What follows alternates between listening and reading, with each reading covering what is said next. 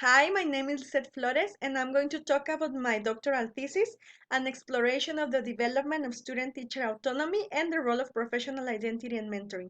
This was a case study of ESOL trainees in a northern university in Mexico, and I was supervised by Professor Vicky Wright. So, first I'm going to tell you a little bit about the review of the literature that I reviewed regarding autonomy mainly. So, in education, the focus of the studies on autonomy are on learner autonomy. You can find a lot of studies about learner autonomy. Then you can find some studies about teacher autonomy, but these are less than the ones that are focusing on learner autonomy. And you find even less on student-teacher autonomy. That is on the people that are in the process of becoming teachers because they are still students. They are registered in a program where they are studying to become teachers. This was the focus of my study, okay? So, autonomy usually we associate it with independence, and Dickinson mentions that it is related to independence in the sense that it refers to taking responsibility for your own learning, but it's not necessarily just to learn alone. For example, Breen and Mann mentioned that autonomy refers to the control that you have of your learner, but in terms of independence, they said, sorry, that it is a switch of responsibility from the teacher to the students. There are many authors also that relate autonomy to responsibility, such as Benson, Lamb, Holle, Garnett, etc. And some people also mention self-directed learning. That is, the learner makes decisions related to the objectives, activities, and assessment, and basically you decide how you are going to learn better, and you try to look for new techniques, new strategies to improve your own learning. So regarding learner autonomy, which is where we have more literature, Cotterell mentions that there are three rationales. The philosophical, which refers to learners having the right to make choices regarding what they learn. So that is, you choose how you learn, and sometimes, if possible, you choose what you want to learn. Under the practical rationale, it refers that the teacher will not always be available, so you need to know how to learn on your own so that you don't have to depend on the teacher. And on the pedagogical, he mentions that they mentioned that learners become more efficient when they don't wait for the teachers to provide them with the resources, because they are able to look for their own resources. So they take responsibility of their for their own learning. And this tells us also that autonomy can be learned. So you are not a person that you are not born autonomous, let's say, but with the appropriate guidance of your teachers, of your mentors, you can learn to become autonomous. Regarding teacher autonomy, this is a more emergent field, and it refers to two things: to teachers accepting the responsibility concerning their own teaching, but also of teachers being willing to help students become autonomous learners. Because as I mentioned before, autonomy is something that you learn. So learner autonomy cannot be encouraged unless the teachers are autonomous themselves. So that's why it's important. And then we have autonomy and collaboration. There is this paradox because although we usually associate autonomy with independence, with working alone, it is quite the opposite. You need interdependence. Benson mentions that this paradox that autonomy is a social construct that implies interdependence rather than independence. Kershaw et al. Mentioned that to achieve autonomy, you have to have a capacity and willingness to act both on your own but also in cooperation with others.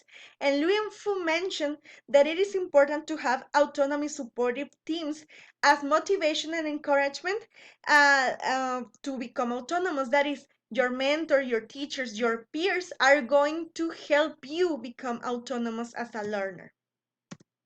So at first, I believed that autonomy was formed, let's say, based on these three constructs: self-regulation, collaboration, and motivation. But then I realized that as I need collaboration, I was going to work with mentoring. So mentoring here, according to McKim et al., it's important because the mentees start the program being very dependent, But as their teachers become start scaffolding them, they provide guidance, then little by little they need less support because they have more practice. So eventually they become independent. So what was my purpose? I wanted to find out how autonomy develops and changes in four cohorts of student teachers from a northern Mexican university and during their practicum course. So there were 11 from the first cohort, 25 from the second, 12 from the third, and 17 from the fourth. And all of them, well, and the information was gathered between January 2015 and December 2016. All of them were semester or of their BA in English language, and they were taking the TESOL. The participants, student teachers, were sent in their practicum course to different schools here in the city that were from kindergarten to university levels, so all levels, and they were with a mentor. Their mentor was the English teacher of the class, so they were supposed to work with them so that later they will learn from them, from both observing them and from their guidance. That was the purpose of this class of the TESOL practicum. My methodology was, well, this was a qualitative case study, and I used the software NVivo to analyze data. I used the constant comparative method, and I used 2 cycles of the eggshell coding technique. Basically, what I did was this. I digitalized all the information, anonymizing data that was very important to protect the identity of my participants. And then I began categorizing the information to the 3 main areas of my thesis, which were autonomy, mentoring, and identity. So then I began finding similarities among the same cohort, and then I compare them with the other cohorts. That's why this was a 2 cycle coding technique. Then at the end, I analyzed all the categories and then I came up with my conclusions. The instruments that I used were questionnaire, focus groups, interviews, and weekly reflective journals that the students had to write. So the results in the discussion. I found that students really understand autonomy as independence and self-centeredness. That is, when you ask them, what is autonomy in your opinion?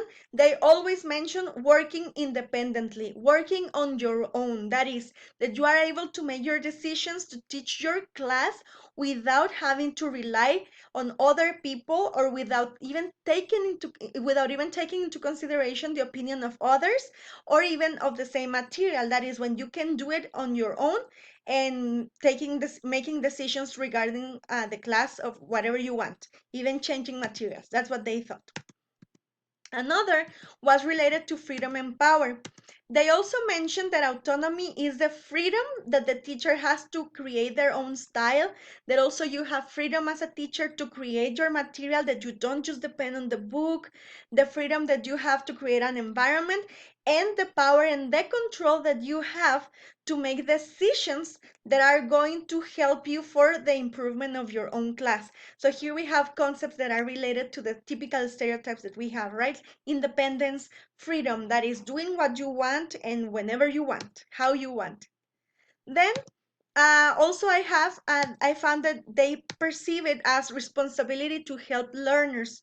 That is, they mentioned that they believed that their mentors and themselves later when they began teaching were autonomous when they were able to make decisions to change materials, to change activities, or to make whatever decision that was necessary as long as you saw that it was for the benefit of the students. That is, if you already had planned an activity but you realized it didn't work, you change it so that it could benefit the students. So you were focusing on the learners in this case. That's what they believed. And regarding collaboration, well, this is what I found too.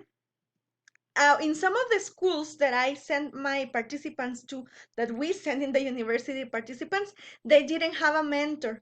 Why? Because the school didn't have an English teacher, so these participants began working on their own. If you want to see more details, you can find it in my doctoral thesis.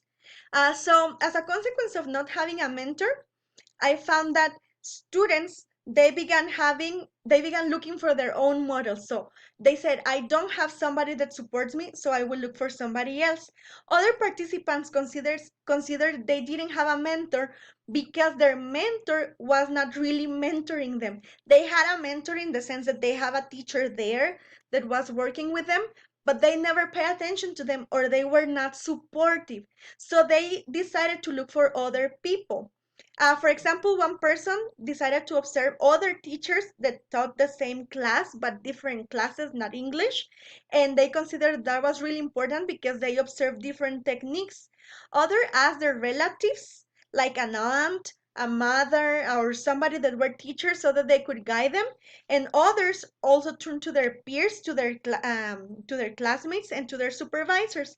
It is important to mention that every week we had a session in which we discussed what was going on in their teaching with their mentors, and most of the times they began talking about the problems they were having, so their peers began advising each other. So that was really useful because peer mentoring began to happen without even considering it at the beginning. So, as a consequence of having a bad teacher as a mentor, I put it here, bad teacher, between quotes, because remember that this is a study based on the perception of the participant. Probably the teacher was not bad, but the participant considered that the teacher was bad. So they believed that the teacher was a bad teacher, their mentor were bad teachers when they didn't have good pronunciation, or when their proficiency of English was not as high as they expected it to be. So they complained when their teachers had bad English, when they were not prepared, when they looked like they didn't have the class, they didn't like the class, sorry, or when they began yelling a lot. I found a lot of student teachers complaining about their teachers, especially working with kids, yelling a lot because they believe that that created a very stressful environment and students didn't learn because they were not paying attention. Also, in this case, some people complain about mentors speaking giving the class in Spanish. Spanish is our mother tongue, so they said that a lot of teachers didn't actually use English in their classes. So they complain about how are they going to learn English if their teachers don't speak in English, right? But then on the other side, we also have those who consider that their mentors were really good teachers. They believe that good teachers as mentors gave them confidence. They made them feel confident. They also kind of encouraged them to participate more, to get more involved in the classes, even if they were student teachers only. They gave them the same authority. For example, I realized that a lot of participants were very happy when their mentors introduced them to the class as this is your new teacher. So it's like, oh my God, I'm a teacher. So they felt very proud and happy about this.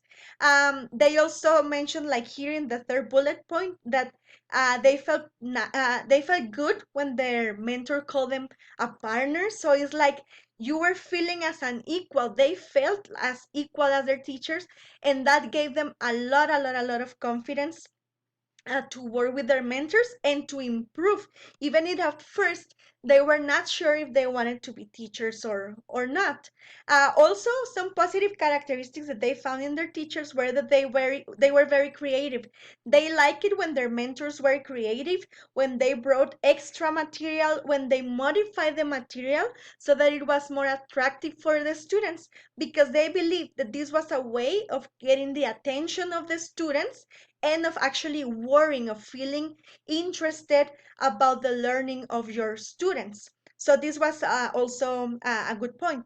So again, just I want to mention again that this is the perception of the student teacher. Okay, so this is how they saw them. I never actually talked to their mentors, and I never observed their mentors, because my focus, this whole study was based merely on the perceptions of the student teachers only. Okay, so let's continue.